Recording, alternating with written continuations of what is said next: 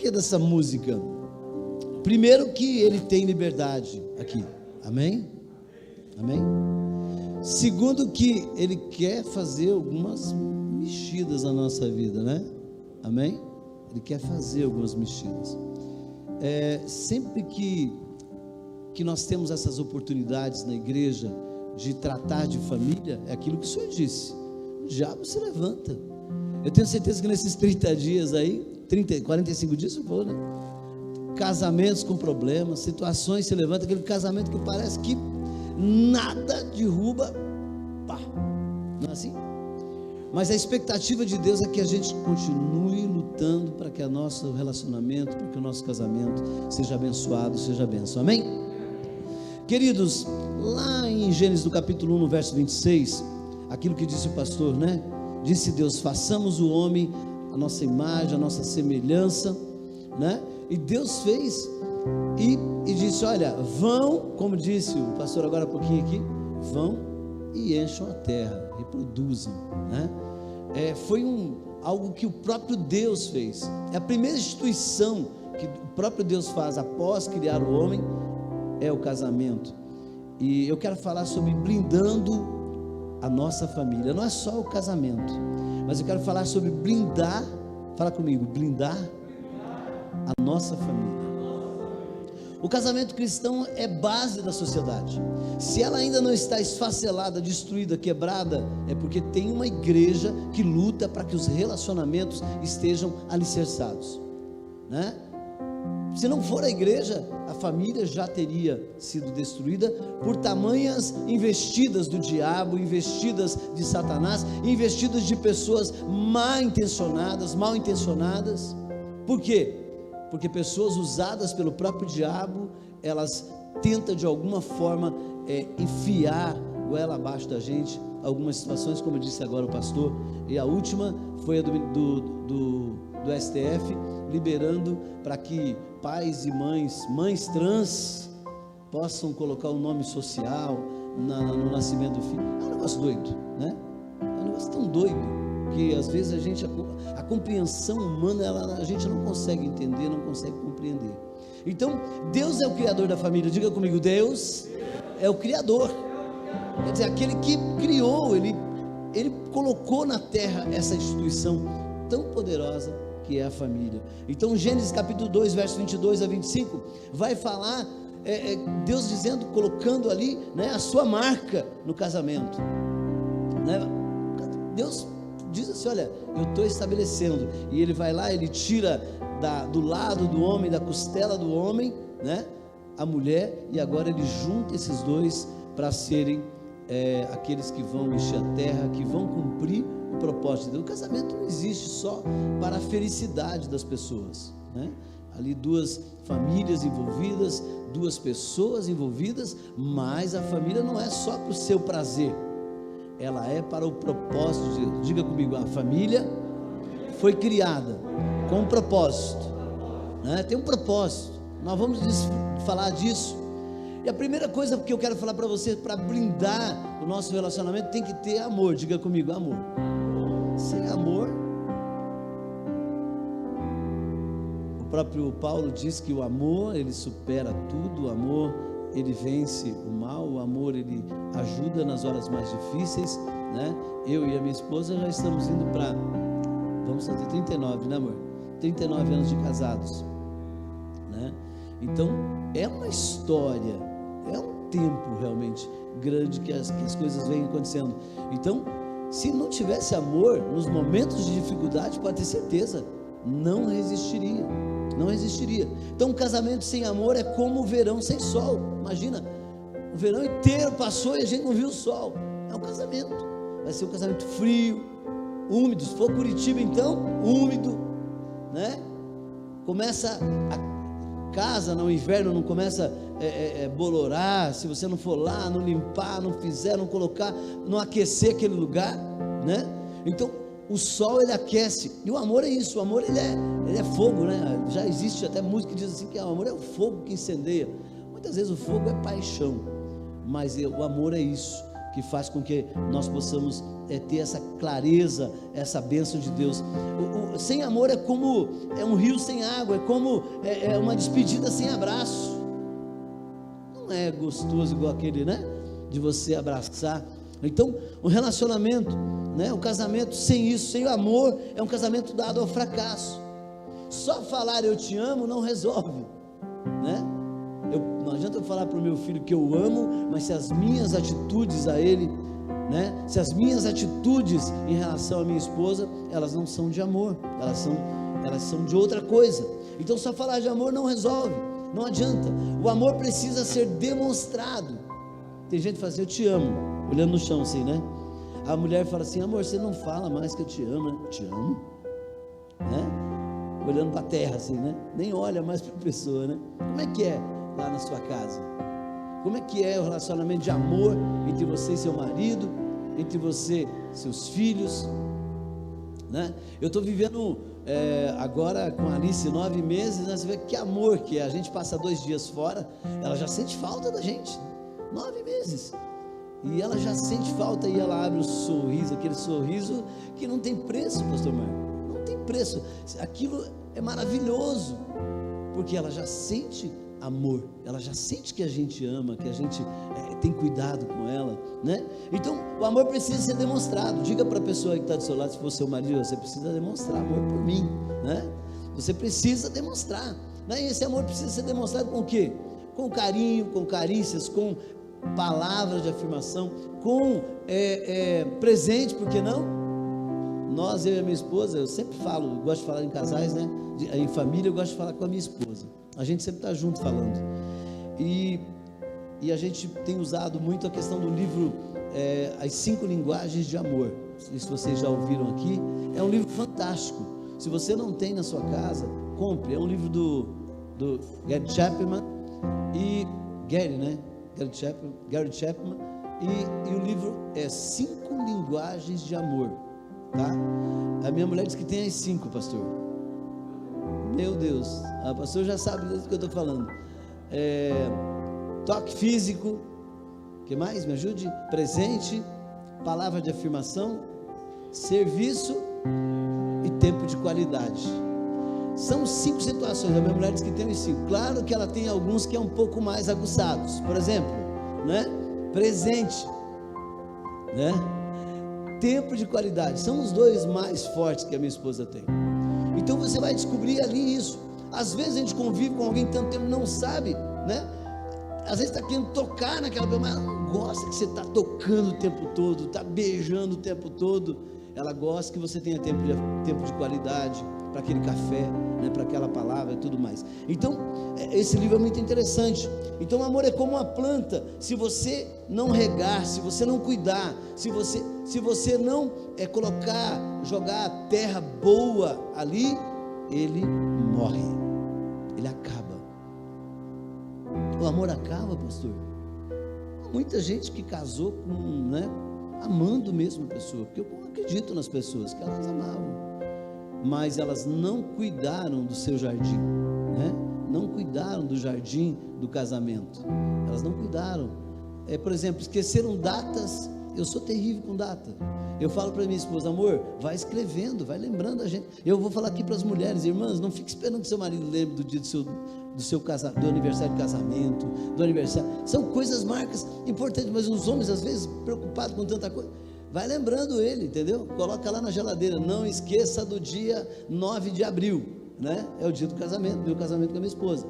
Ainda que eu não esqueço mais essas coisas, mas ajude, principalmente você que é casado de novo, né? Lembra, ajuda, porque às vezes a gente entra naquela, se não lembrar do dia do casamento, se não lembrar do meu aniversário, vai ficar 30 dias, ela não vai me ver. Resolve. Não, isso é bobagem, isso é coisa de criança. Então faz com que ele possa entender e ver isso. Então o amor precisa ser demonstrado, precisa ser cuidado. O amor é como essa planta. Como é que era a relação de vocês de namorado aí? Né? Como é que era o tratamento? A gente precisa às vezes voltar a essas coisas, né?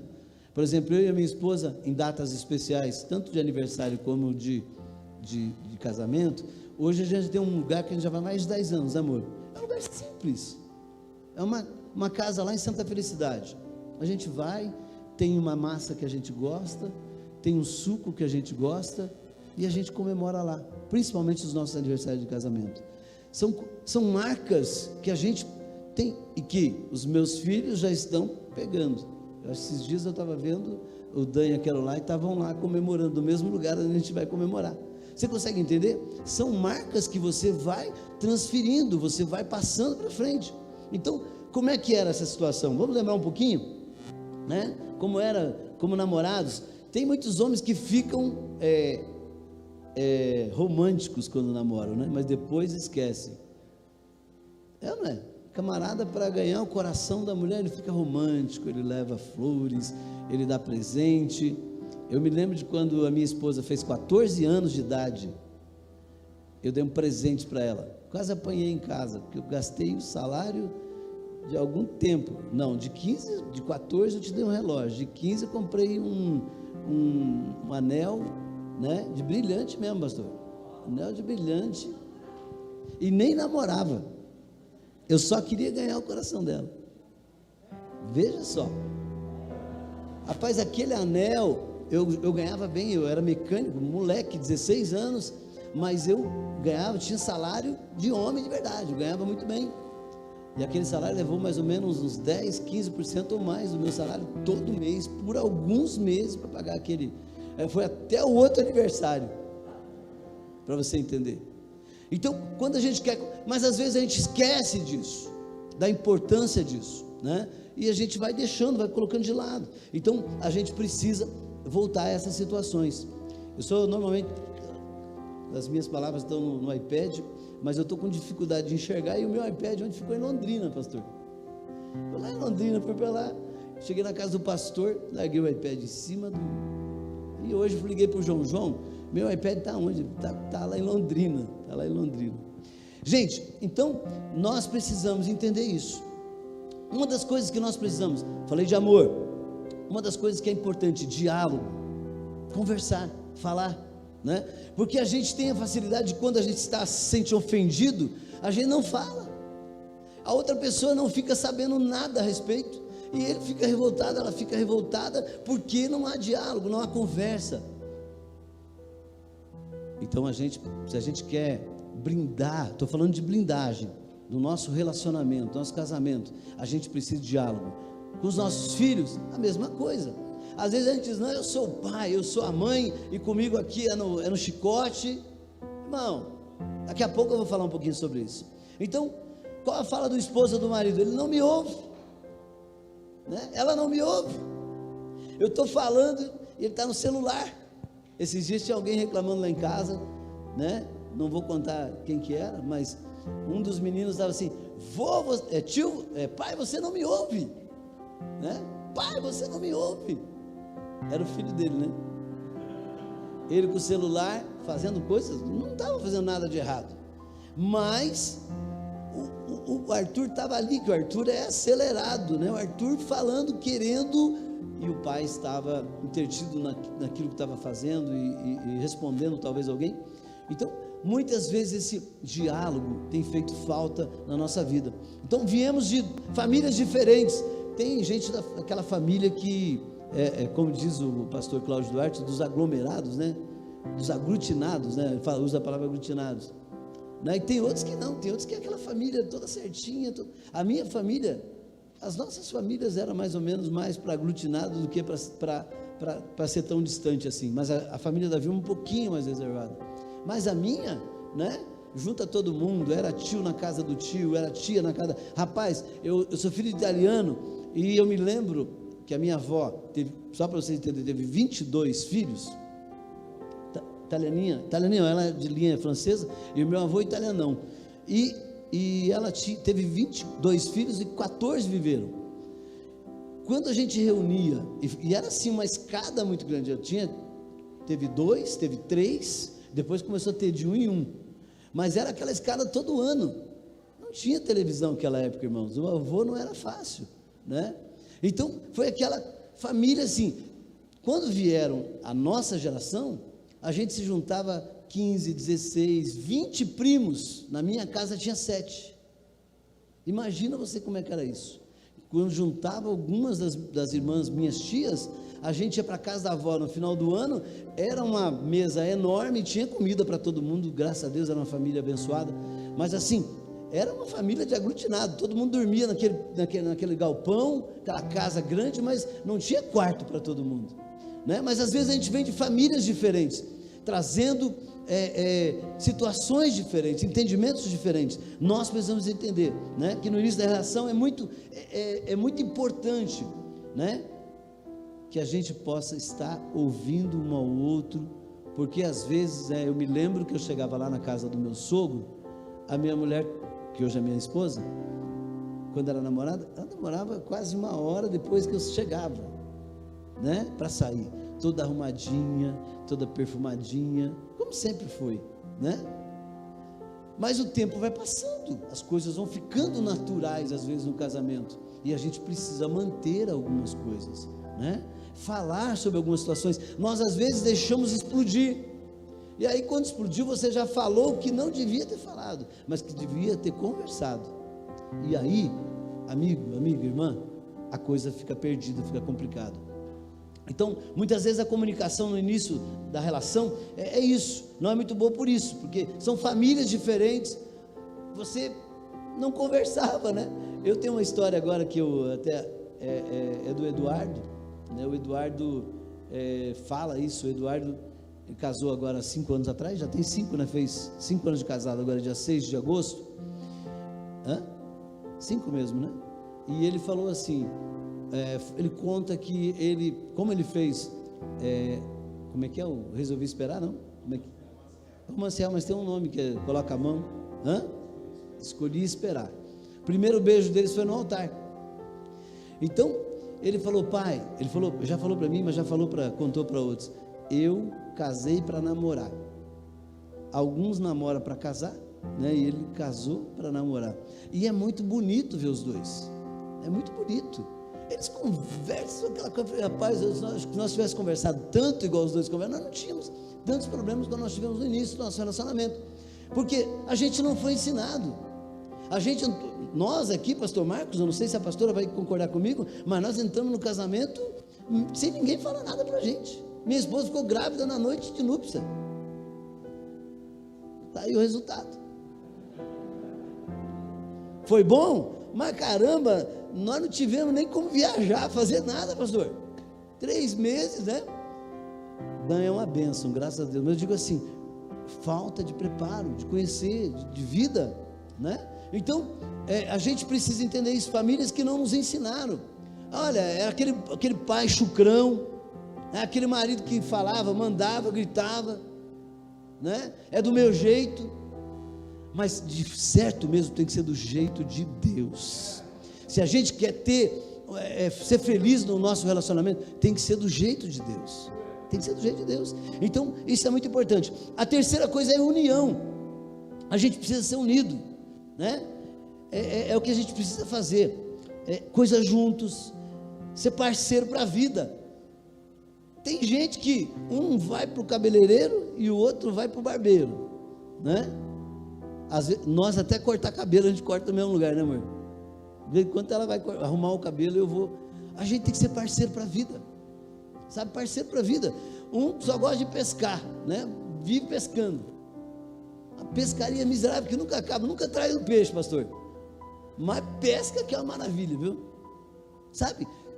Procura algumas coisas. Claro, você pode e deve ter a sua vida de buscar alguma coisa que você gosta. Quem gosta do futebol, ir lá brincar e tal. Mas você precisa buscar ter união em alguma face do seu casamento. Senão fica aquela coisa de situações antagônicas, situações que não casam, não andam juntas. Então, união é preciso, né? A gente precisa ter essas coisas. Sobre a regra da família, da casa, como é que ela vai ter andamento, vocês têm que ter conversa sobre isso. Os casamentos hoje, a gente vê pais relapsos, estou falando de homens, que deixa filho para a mãe. Irmão, a responsabilidade é tua, não é da mulher. É o homem que tem que dar direção na casa. Uma casa, lembra da música, uma música bem antiga, talvez você não vai nem lembrar, porque é do meu tempo, né? Casa que não tem galo, quem canta é frango e franguinha. Mas é a realidade. Que dá direção na sua casa, mas não é direção como autoritarismo, não é direção, eu sou o cara, não. É direção debaixo daquilo que Deus te ordena, debaixo daquilo, sabe, aquele amor sacrificial que o Senhor Jesus fala, que o Paulo fala, que nós maridos temos que dar a vida, se preciso for, pela nossa família, pela nossa esposa. O amor que Jesus demonstra como igreja, Ele morre para salvar uma igreja. Você está disposto a morrer pela sua casa, a morrer pela sua família? Então, união, unidade, vocês precisam pensar junto, mutualidade, um não pode tirar a autoridade do outro, um falou uma coisa, né? A gente, eu e a Vilma, nós tínhamos um trato, quando um tratava de uma situação, o outro não se metia, por mais que tivesse contrário àquela posição, poderíamos falar depois a respeito da situação, mas enquanto um estava corrigindo, o outro saía de perto e não se metia, sabe? Quantas vezes eu corrigi meus filhos e depois chorar, e depois me sentir exagerado. Eu digo que eu não bati tanto no Dan, ele diz que quem bate não lembra, né? Ele diz que eu bati sim, ele fala, não, diz que quem apanha lembra, né? Eu digo que eu não bati tanto, mas assim, a gente precisa disso, do entendimento de que quando um está corrigindo, o outro está olhando, e depois até falar, olha, eu achei que você exagerou, você podia ter feito um pouquinho diferente, e aí, meu amigo, orelha para ouvir, porque às vezes a gente não quer ouvir, o nosso erro é que às vezes a gente não quer ouvir onde a gente errou, errei, então eu preciso pedir perdão, né? Eu vou contar porque ele está aqui. O Dan Christian tinha 18 anos já, e terminou um namoro na igreja, já de algum tempo, e ele na noite de sábado para domingo, e daí domingo nós íamos para a igreja como nós sempre fizemos, e o Dan disse assim, pai, eu estou chateado, eu estou envergonhado, eu não quero ir para o culto. Eu disse, não, meu filho, nós vamos para a igreja, você não deve nada para ninguém lá, nem para a moça, nem para ninguém, por que nós não vamos para a igreja? E o Dan endureceu o caldo comigo, eu tentando convencer ele na amizade, chegou uma hora que ele disse, não pai, eu não vou, e eu disse, não, você vai hoje, porque eu tenho certeza que se você não for hoje, você nunca mais vai.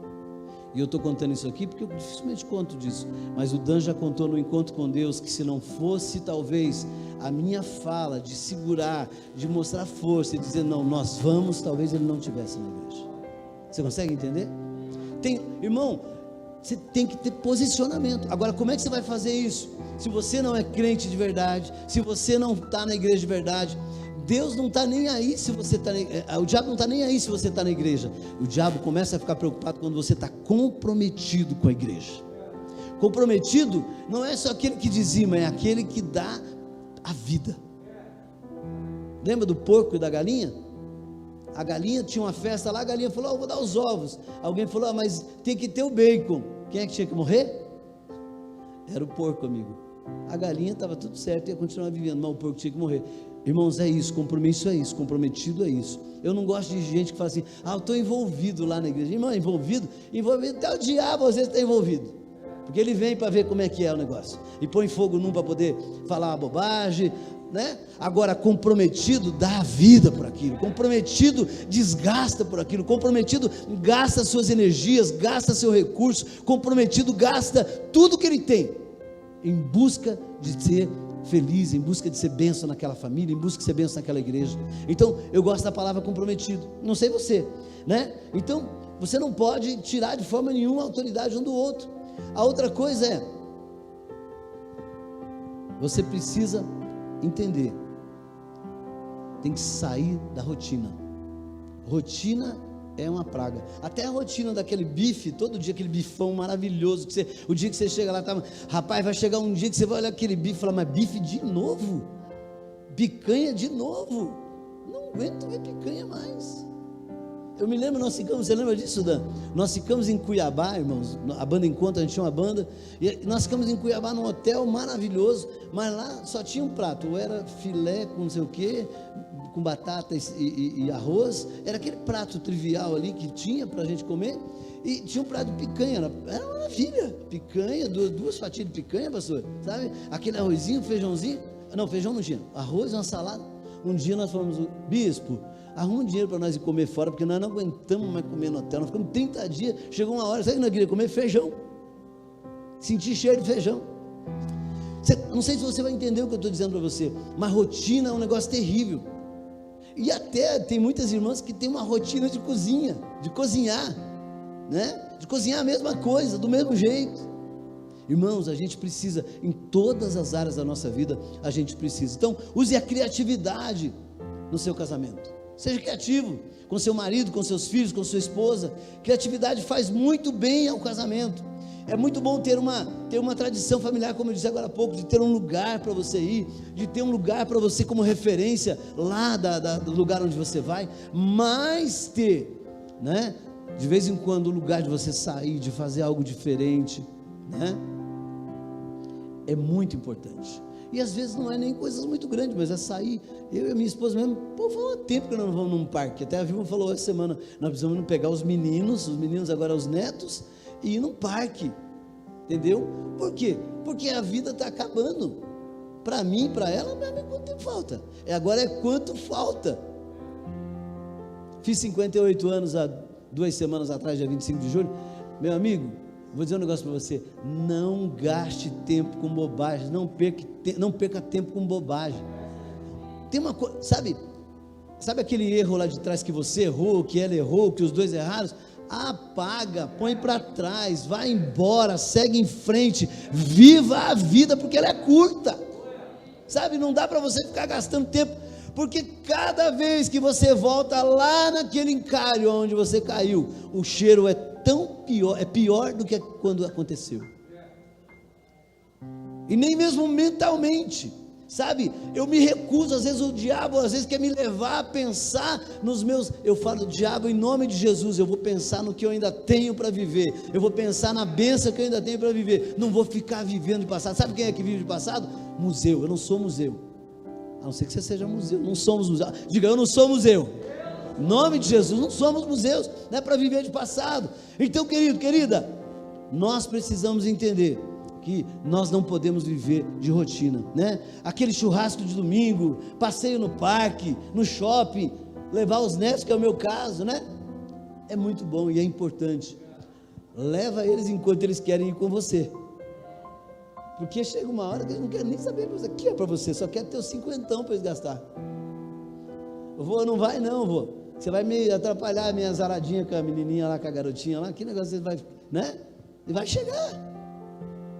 Então, querido, aproveita enquanto eles querem andar. O Brian já não quer mais andar de mão dada comigo, assim, né? Com a avó, não sei, está maior que a gente, 13 anos, consegue entender? O Arthur não, o Arthur está todo grudado.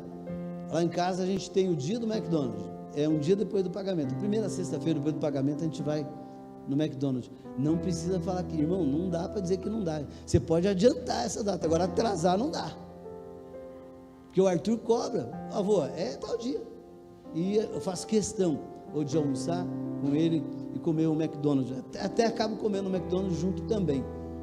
Consegue entender? São coisas que eu tenho certeza, quando eles forem falar aos filhos deles, porque eles também são homens, né? Nós temos tido esse entendimento, pastor, de quebrar maldições das nossas famílias. Nasceu o Arthur, nasceu o Brian, né? O mais velho.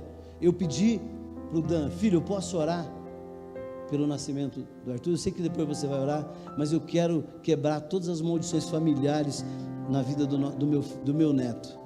Eu não quero que ele viva o que eu vivi, né? E nem coisas que você viveu porque eu errei. E nós oramos quebrando todas as maldições, quebrando todo o mal familiar, dos avós, dos tataravós, dos bisavós, todo o mal que pudesse ter, né, seja quebrado em nome de Jesus, e eu tenho certeza, eles vão ser melhores do que a gente, vão ser muito melhores, né? Então faça isso. Se você nunca orou pelo seu neto, quebrando maldições hereditárias na sua casa, faça isso, sabe? Eu venho de uma família onde o meu avô disse, quando eu era menino, 5, 6 anos, filhos do Zeca nunca vai valer nada, nunca vai prestar. Desse nego, era assim tratado meu pai pelo meu avô. Minha mãe, desobedecendo o pai dela, casou com um negro, e a palavra de maldição, ela nos seguiu por muito tempo, mas nós quebramos isso em nome de Jesus. Hoje nós estamos servindo, os filhos do Zeca estão servindo a Jesus. Eu queria que ele estivesse vivo, para ele ver o que Deus fez na nossa casa. Ele que tinha tudo para ser um grande homem, para arrebentar, um fazendeiro, acabou numa casa de Coabe, situação miserável. Deus tem nos colocado nos lugares que às vezes eu nem sonhava, nunca pensei que Deus iria me levar. Eu preguei esses dias, tenho estado nos lugares, né? Vocês sabem que eu estou vereador em Curitiba, tenho estado nos lugares principais dessa cidade, mas sabe qual é o melhor lugar? O melhor lugar é aqui, ó, ajoelhado, pedindo a Deus, orando. Esse é o lugar, o melhor lugar, sabe? Aqui a gente realmente está sentado entre príncipes e princesas de Deus. É isso que eu me sinto. Aqui eu me sinto, dá para cantar, aqui eu me sinto muito bem. Amém? Então, saia da rotina, faz alguma coisa diferente, queridos. A felicidade precisa estar na sua casa. Sabe, seu marido, sua mulher, quando vai voltar para casa, porque hoje os dois trabalham, eles precisam querer chegar em casa e dizer, olha, tem um lugar legal para eu chegar. Eu tive um dia difícil, um dia complicado, mas é lá na minha casa que tem um lugar feliz para mim. Não tem coisa pior do que o camarada deu 6 horas e ele fala, meu Deus, eu tenho que ir para casa. Não tem outro jeito. Consegue entender? Tua casa, mulher, tua casa precisa ser o melhor lugar do mundo. Homem, tua casa precisa ser aquele lugar. A gente viaja, a gente vai para lugares bons, mas sabe como é que a gente se sente bem, né, amor? Ah, meu Deus, minha cama não é tão grande, pastora, igual às vezes uma cama de hotel, né? Meu quarto não tem tanta coisa como tem lá no hotel. Ah, mas pensa num lugar que depois de 4, 5, 6 dias, eu passei 8 dias em Maceió esses dias, eu falei, amor, eu estava igual, ela falou, né, contou, estava igual cachorro amarrado, querendo voltar para casa. Irmão, é assim, sabe, tem que ter esse lugar gostoso de você poder voltar para casa feliz, sabe, abraçar sua família, abraçar a quem é seu, sabendo que tem gente que ama você, e ama, mas às vezes não demonstre amor, sabe, abrace. O Dan esses dias me encontrou lá no fato, veio, me abraçou, né, o Dan é exagerado assim, grandão, me abraçou, me beijou, aí passou um cara, ficou olhando nós dois, eu falei, deve ser mais um casal gay aí, né? Aí o meu está falando, não, fica tranquilo, é meu filho. A gente se beija. Ah, irmão, essas coisas é importante, sabe? A gente precisa ter isso. Não tenha medo de abraçar seu filho, pai, sua filha, pai. Tem muitas meninas, irmãos, indo ter relação com outra menina porque o pai foi fraco. O pai não fortaleceu a sexualidade daquela menina. Como? Ele era um mau pai, um mau marido. Ela não viu nele algo que ela queria para ela. Ela disse, o quê? Casar com um homem parecido com meu pai? Não quero não. Então, irmão, você que é pai, a maior referência da sexualidade que a sua filha e seu filho vai ter é sua. Então seja homem de verdade, assuma o seu papel de marido, de pai, de provedor da sua casa. Não fique jogando para a sua mulher. Se ela está trabalhando, amém, graças a Deus, mas a responsabilidade é tua, é minha. Às vezes a gente fica querendo, vai trabalhar, mulher, que negócio é esse, você não vai ajudar? Se ela tem um trabalho, um salário, amém, glória a Deus, mas não é papel, esse é o papel teu.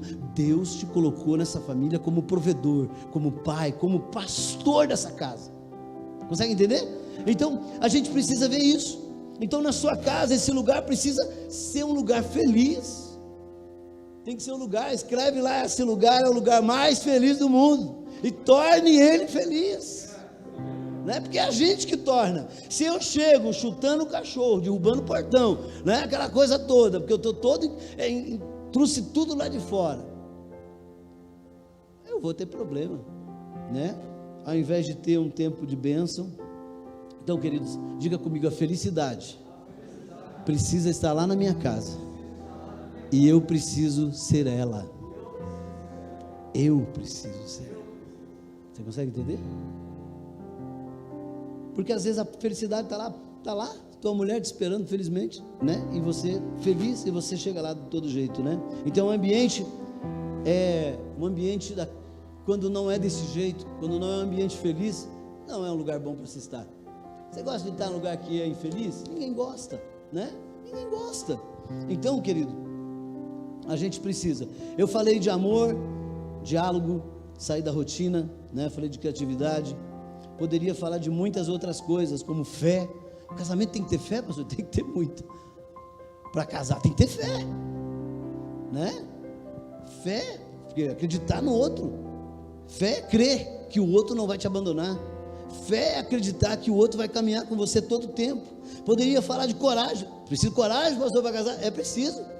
Porque tem um monte de cara bonitão aí fora que não tem coragem para casar. Mulheres que não tem por quê? Porque não viram os relacionamentos de seus pais uma família, não viram felicidade, então logo procuram ter uma vida individual. Então são poucos, irmãos, são muitos. Aí você fala, mas você é feliz? Sou feliz. Aí quando chega lá pelos 70 anos sozinho, não tem ninguém, não tem uma viva alma, não tem um passarinho para dar água. Por que eu não casei? Por que eu não corri o risco? Então é coragem.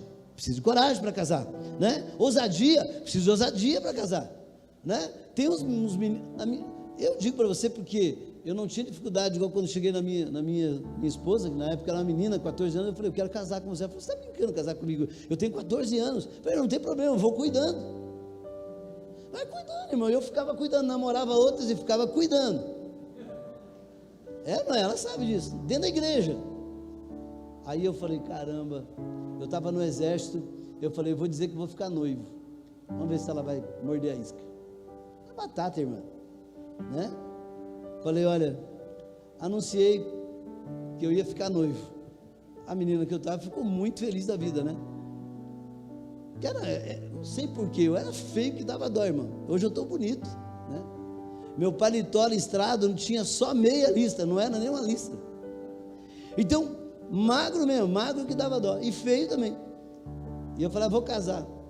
Naquela semana ela mandou uma carta para mim, que até hoje eu não sei o que estava escrito, porque eu rasguei a carta. Olha o idiota, né?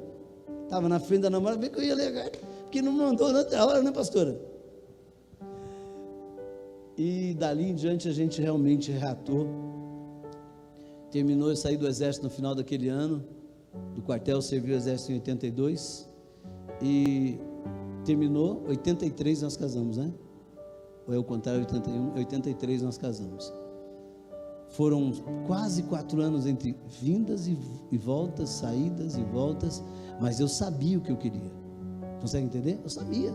Hoje os meninos não, tem um menino com 21 anos, 22 anos, pinando pipa. Eu com 22 anos já era pai do Dan, entendeu? Era profissional, sabia o que queria. Sabe, hoje a gente precisa, pais, você precisa indicar caminho para os seus filhos, sabe? Os filhos homens estão deixados, as meninas estão voando. 16 anos a menina está fazendo faculdade, chegou aos 18 anos, virou ali, ela já fez carteira, está com carro zero, e os meninos com 18 anos estão empinando pipa. Então está na hora de crescer.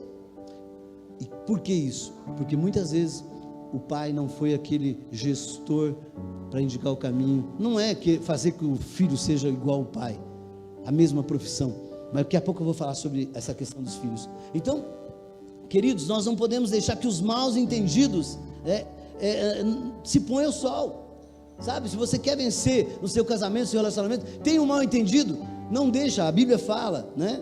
A Bíblia fala para a gente não deixar se pôr a ira, o sol é a nossa ira. Não deixe, resolve isso. Porque tem uma coisa assim, ó, nesses 38 anos, irmãos, ela saiu agora, né? Mas sabe quando é que nós dormimos separados? Nos dias que ela pegou Covid, porque eu estava dormindo com o inimigo e não sabia. Dormindo com o inimigo, né? Aquele filme, dormindo com o inimigo. Ela com Covid, nós estávamos dormindo. Eu não peguei Covid, graças a Deus. Mas assim, nem nos piores momentos a gente desistiu de dormir junto, desistiu de orar junto, porque mesmo na hora do choro, nós oramos junto, choramos junto. Quem ora junto, sofre junto, vence junto. Não adianta você ir dormir na sala, o problema não resolve. Não adianta você ir dormir no outro quarto, não resolve. O que resolve é conversa, é não deixar que o problema de hoje, porque amanhã parece que ele volta com mais velocidade, com mais força, maior ainda, e acaba ficando difícil. Então os mal entendidos precisam ser resolvidos. Vai juntando os mal entendidos até que estoura, né? Tem gente que joga tudo, né? Ah, seu isso, seu aquilo, né? Quando namorava era gatinho, gatinha, né, pastor? A minha gatinha. Aí chega na hora, chama de quê? Seu porco, cavalo, né? Sua vaca. Estou falando bobagem, irmão? São os mal entendidos que são deixados. Irmãos, os mal entendidos precisam ser resolvidos agora. Casamento novo, irmão, não deixa. Eu vi uma coisa errada, ou entendi que era errado, porque são mal entendidos, porque às vezes não é aquilo, não é aquilo que você está pensando. Então resolva hoje os mal entendidos, para que amanhã eles não causem danos no seu relacionamento, né? Então, querido, nós precisamos ter esse cuidado. Aleluia. Bom, família é uma palavra que carrega muitos significados, muitos significados. Família é um tesouro, diga comigo, família é um tesouro, né? Que a gente precisa guardar. Família é um tesouro que a gente precisa guardar, né?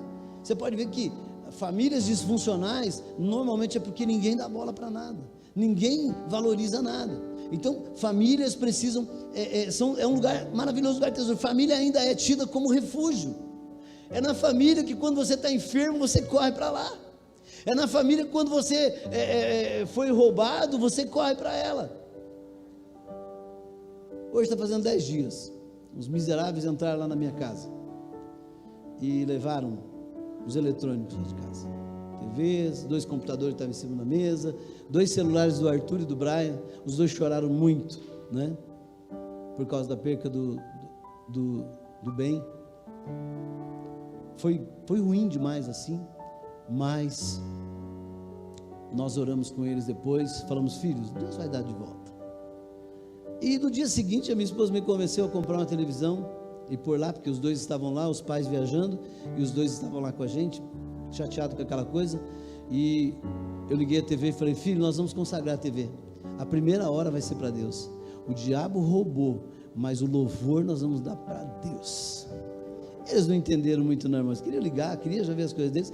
Desceram lá, ficaram lá, e a televisão ficou lá com músicas do Wilson, tocou por 1 hora, e depois passou 1 hora e pouquinho. Eu falei: agora, filho, agora vocês podem usar, porque o diabo pode levar aquilo que o próprio Deus nos deu, mas não vai roubar o louvor que é devido ao nosso Deus. Não chorei, não reclamei, me entristeci sim, porque não pelos bens que levaram, pela casa arrombada, para arrancarem, quebrarem o portão e entrarem. Mas, queridos, pudemos, depois de um dia só, poder agradecer a Deus, porque Ele tem nos dado condições. Seja sábio na hora dessas dificuldades. Então, queridos, família é um tesouro, né? Família é um tesouro. Faça da sua família um lugar de relacionamento com Deus. Você quer vencer lá no seu relacionamento, no seu casamento? Faça deste lugar um lugar de relacionamento com Deus. Quando é que você faz? É no almoço, quando você ora, quando você pede para um dos meninos orar, é num culto familiar, onde você tira um tempo para louvar. Lá em casa não é difícil, sentou no almoço, tem um violão, começa a música, e aí o Arthur canta, o Brian canta, todo mundo canta, a gente canta, tem um momento de louvor. Irmãos, por mais que você não tenha, coloca lá um rádio, um CD para tocar, cante louvor junto, isso une a família, isso mostra que Deus é Senhor daquela família, daquela casa. Deus é Senhor, mas isso vai mostrar para o diabo que você não dá lugar para outro, a não ser para o Senhor Jesus. Então, queridos, eles carecem, nossa família, nossos filhos carecem de ver isso, de ver Deus em você. Você pode falar de Deus, você pode pregar de Deus, mas se você não viver Deus, seu filho não vai acreditar, porque não é pelo muito falar. Irmãos, sabe o que muda a conjectura de uma família? É o exemplo.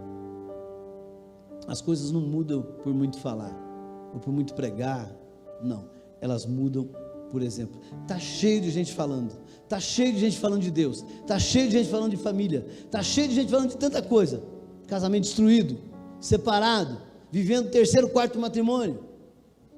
Consegue entender? Irmãos, os momentos difíceis são para todos, porque os momentos, você está numa roda, pensa na roda gigante, saiu daqui de baixo, está subindo, está subindo, está subindo, chegou lá em cima. Às vezes quando a gente está lá em cima, a gente fala, vou cuspir. Se você cuspir, vai acontecer o quê? Vai cair em alguém de baixo. Mas aquele que está lá embaixo, daqui a pouco está lá em cima. Então, querido, nunca faça nada quando você estiver lá em cima, que você não possa receber quando você estiver lá embaixo. Consegue entender? A roda gigante, a vida é isso, porque a gente vive de fases, a nossa vida é fase. Então, querido, querida, faz isso, né? Demonstre quem é Deus na sua vida, né? Demonstre quem é Deus. A presença dos avós maternos e paternos são muito importantes na vida da família. Tem muitas famílias que ignoram isso, entra nessa história de sogro, de sogra. Lá em casa eu não sou sogro de ninguém, eu sou pai de duas noras. Primeiro que a esposa do Dan não tem o pai, então eu sou pai mesmo, ela me trata como pai. E nós, eu e a Vilma, dissemos, amor, nós não vamos se meter na vida dos dois, a não ser que eles peçam ajuda, e o Dan sabe disso. Às vezes a gente até vê, bater na cabeça, vê, pediu, estou lá pronto para ajudar, mas nós não vamos meter a colher, nós não vamos pôr, porque nós não queremos. Pelo exemplo nós precisamos que eles entendam o que precisa ser feito, e não por palavras. Então nós não somos sogros de ninguém. A minha nora que tem pai, né? Eu chamo ela de filha. A Vilma também chama de filha. Nós chamamos de filha. São nossas filhas do coração. Sabe, irmãos, a gente precisa quebrar isso em nome de Jesus. Precisamos quebrar essa história de sogra, de sogro, não sei o quê. Porque, irmão, a minha sogra era uma mãe para mim. A minha mãe tinha até ciúme da minha sogra, porque a minha sogra era uma mãe. A minha sogra, no dia do meu aniversário, eu moro no sobrado, ela morava do lado assim, era a primeira pessoa, 6h30, 6h15 da manhã, a bater na janela, com um presentinho, por mais que fosse a coisa mais simples, mas ela nunca esquecia. Consegue entender? Então, querido, é a gente que faz. Agora, se você for mau filho para o seu pai, vai ser também para o seu sogro, e pode ter certeza que não vai ser abençoado. Querido, decida abençoar seu filho. Decida hoje, em nome de Jesus, que você não vai amaldiçoar seus filhos, mas você vai abençoar os seus filhos. Sabe, irmãos, é uma coisa que eu ouço às vezes e fico indignado. Nós cristãos ainda não aprendemos a abençoar. Quando você abençoa, ele é abençoado. Não tem ninguém que, sabe por quê? Porque há poder, autoridade. Você que é pai, não tem ninguém que tem mais poder sobre o seu filho do que você. Porque se você amaldiçoar, nem Deus pode abençoar. É um negócio sério, porque está na palavra. Aquilo que você abençoar, abençoado. Aquilo que você amaldiçoar, amaldiçoado. Foi o que Deus disse a Abraão. Então, meu amigo, abençoa teu filho. Temos muita facilidade, muitas vezes, de dizer palavras de baixo calão, que ofendem os nossos filhos, que rebaixam os nossos filhos, que colocam eles para baixo. Querido, coloque seu filho para cima, você vai ser um vencedor. Você é um filho vencedor, você é uma filha vencedora. Você vai alcançar seus objetivos, seja quais for.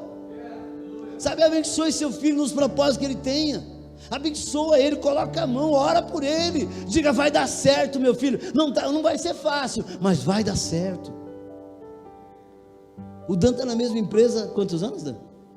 17 anos, está indo para 17 anos. Na Renault. O Dan começou comigo na oficina. Eu tinha oficina mecânica, moro pertinho aqui de vocês. Eu moro a menos de 5 minutos daqui, no Novo Mundo. Queridos, abençoa teu filho. O Dan está crescendo. Claro que pode voar ainda muito mais alto. Mas minhas palavras para ele é: meu filho, vai nessa tua força. Você é vencedor. Deus vai te dar vitória. Vai ser grande a tua luta, mas vai ser grande a tua vitória. Pode ter certeza. Então, decida abençoar seus filhos, queridos. Gênesis capítulo 28, verso 3 em diante, vai dizer que Jacó, ele abençoa, Isaac abençoa seu filho, Jacó, e diz Jacó, ele não era digno da bênção, a bênção era de Esaú, porém ele diz a Jacó: Jacó, onde você for, esse lugar será seu, e Jacó se tornou um grande homem de Deus. Aquilo que tinha sido muito difícil para Isaac, que só conseguiu ter os 2 filhos, Esaú e Jacó. Agora Jacó tem toda uma tribo, tem todo um povo, né? Tem os filhos necessários para as tribos de Israel. Querido, querida, resolva, decida abençoar seus filhos. Deuteronômio 6:5 diz: aqui Moisés está declarando a bênção de Deus a todo Israel. O seu último discurso antes de morrer, ele abençoa Israel como pai daquela nação. Ele abençoa Israel. Querido, você é o pai da sua casa. Abençoa o seu filho em nome de Jesus. Usa a autoridade que é em você. Decida abençoar seus filhos e os filhos de seus filhos, pois isso tem um enorme valor. Quantos aqui seus pais usaram de palavras pesadas, como eu falei para você dos meus avós? Meu pai nunca foi um cara que dissesse coisas ruins para mim, mas também nunca disse coisa boa. Era alguém assim, no meio do caminho. Como os pais perdem os corações de seus filhos? Pela ausência. Vou falar de algo, vou só falar, não vou pregar aqui mais, porque não dá mais tempo. Como é que os pais perdem o coração dos seus filhos? Ausência, abandona os filhos, raiva. O provérbio diz que a ira é cruel. Então não faça crueldade com os seus filhos na hora da ira. Disciplina injusta também faz com que você perca o coração do seu filho. Duras críticas. Nunca chame a atenção dos seus filhos, nunca chame seus filhos por apelidos degradantes. Tem pais que dão um nome poderoso no filho e depois colocam um apelido de Pisquila. Não sei nem o que significa. Foi o primeiro apelido que me deram, Pisquila. Olha só, lembrei disso agora. Deve ser uma coisa miserável, mas Deus mudou isso em nome de Jesus. Né? Disciplina injusta, duras críticas, falta de compaixão. A misericórdia aquece o coração, irmão. A misericórdia é a corda do coração. Favoritismo, favorito do pai, né? Ah, você é o favorito do pai, né? E os outros ficam olhando aquilo. Irmão, isso não pode. Amém? Hipocrisia do pai, da mãe, maus entendidos, como eu disse, magoar a mãe, são 10 coisas. Magoar a mãe, magoou a mãe. Isso faz você perder o coração do seu filho, da sua filha. Como é que eu conquisto o coração dos meus filhos, pastor? Como é que eu conquisto? Atenção. Atenção. Atende o seu filho com atenção. Temos uma cultura de homens que não conversam com seus filhos. Não conversam. O que eu vou falar com meu filho? Eu digo para você que o Dan, eu tenho o Dan, não é porque o Dan tem hoje 37, mas é meu amigo, eu sento no carro com ele, nós conversamos de tudo. A gente conversa de tudo. O Eduardo é um pouco mais reservado, o pastor Eduardo é mais reservado, mas a gente também conversa sobre muita coisa. Então atenção. Outra coisa é a afirmação. Elogie seu filho. Será que não tem nada de bom nele? Né? Tem filho que não é abençoado porque não honra seu pai, não honra sua mãe. Ah, mas meu pai fez. Irmão, eu falei domingo passado, me lembrei aqui agora. Será que ele não fez nada de bom para você? Que você não possa agradecer? Se ele não fez nada de bom, ele fez você. Então você é bom, amém? Não é possível, pelo menos você tem que ser bom. Então agradeça. Volte, pai, obrigado porque eu existo. Tem gente arrastando mágoas de pai, de mãe, arrastando corrente para um lado, para o outro, sofrendo. Volta, meu amigo, volta, minha irmã, volta, jovem, e pede perdão, oferece perdão, e viva uma vida livre Vida livre. Livre. Outra coisa, estou encerrando. Afeto. Amor incondicional nunca deixa de abraçar os seus filhos. Diga: você é meu filho, você é minha filha. Amando seus filhos, falando. Quem ama, abraça. Fala que ama. Chora quando seu filho ou filha não está bem. Querido, dia 8 agora de outubro, dia 18 de outubro vai fazer um ano. Meu filho estava internado com Covid, Eduardo, com Covid lá no hospital Ônix. Eu tinha internado ele de domingo para segunda. O Eduardo estava piorando. Na sexta-feira falaram em entubar o Eduardo e nós começamos a ficar muito preocupados. Eu cheguei lá no hospital, não podia entrar, eu lá embaixo chorei muito, orei, falei: Deus, o Senhor tem filho, eu não quero perder meu filho.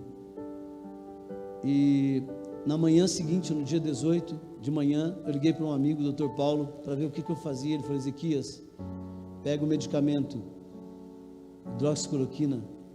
Você quer salvar seu filho?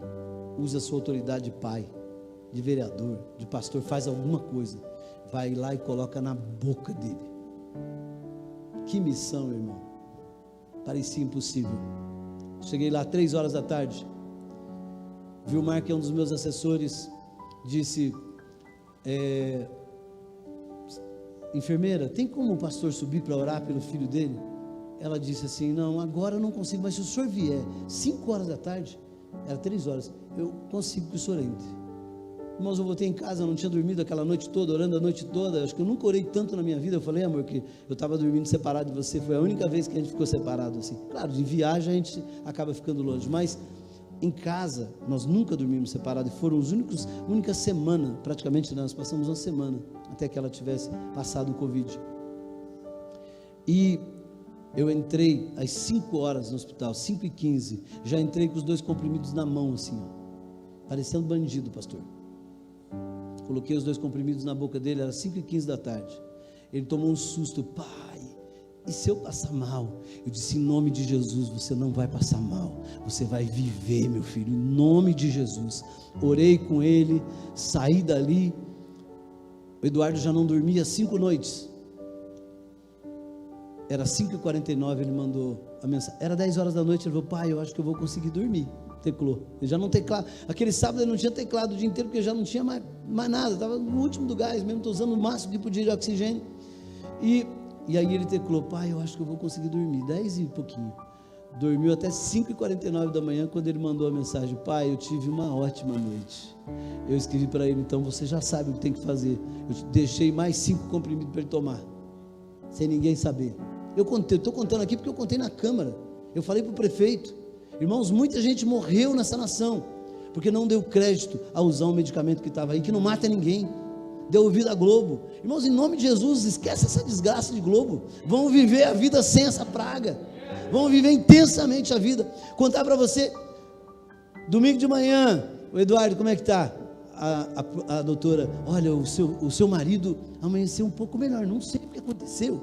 Eu sabia, ele também, e a minha nora também sabia, mas ele amanheceu um pouquinho melhor, né? Olha, se ele continuar assim, eu creio que vai melhorar.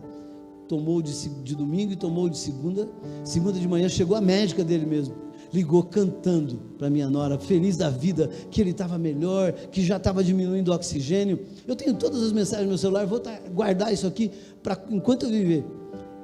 Sexta-feira, meu filho estava de alta, pastor, alta, 9 horas da manhã nós fomos, né, amor, buscar o Eduardo, sexta-feira, 9 horas da manhã, glória a Deus, sabe, tem hora que você tem que ter atitude de pai e resolver a situação, porque eu me lembro do meu pai, quando o meu irmão teve paralisia, ele teve que assinar um documento para dizer, paralisia, ele não sabia de nada, ele teve que orar, naquela época ele orava, ainda orou: Deus, o que eu faço, paralisia ou meningite? Se der remédio para meningite e for paralisia, morre, se for o contrário, morre, 50%.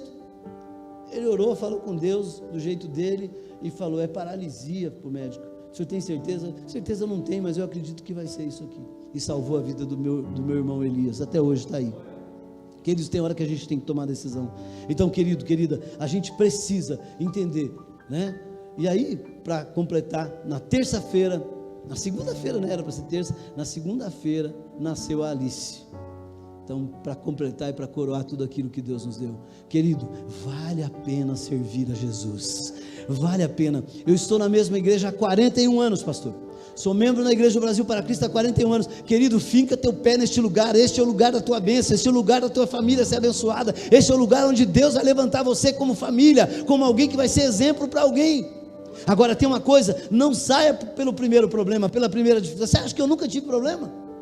Teve momentos difíceis como membro, não como pastor na igreja, mas como membro da Igreja do Brasil para Cristo. Mas em todas as horas difíceis, Deus nos deu vitória, nos fez vencer, nos fez caminhar.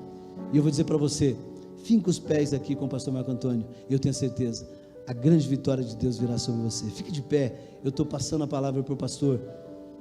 Se você quiser aqui, você está com a família tua aí, não vou pedir para você vir aqui, mas se você está com o teu familiar, e você quer pedir perdão aí para alguém seu, você quer falar com ele, essa é a hora, enquanto eu vou orar, pode falar.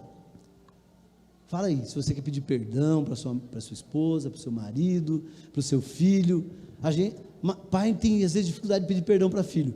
Irmão, pede perdão. Se errou, não tem problema não. Feche seus olhos. Senhor nosso Deus e nosso Pai, eu quero pedir que a tua bênção, que enriquece e não traz dores, meu Deus, de Provérbios, venha sobre a vida dos teus filhos aqui, Senhor. Que tudo aquilo que o Senhor tem reservado para a vida deles não fique encalhado, não murche, não morra, mas viva e seja multiplicada a tua bênção sobre a vida deles, meu Deus, que seja gêmeos, trigêmeos, quadrigêmeos, seja múltiplos, meu Pai, sobre a vida dos teus filhos, que a bênção do Senhor venha sobre eles, Pai, que esta família prospere, que esta família cresça, meu Deus, que eles sejam muito abençoados. Abre as portas, meu Pai, sobre a vida deles, Pai, que tudo aquilo que o Senhor tem para eles aconteça para a honra e para a glória do nome do Senhor Jesus. Você que crê, diga amém. Deus abençoe.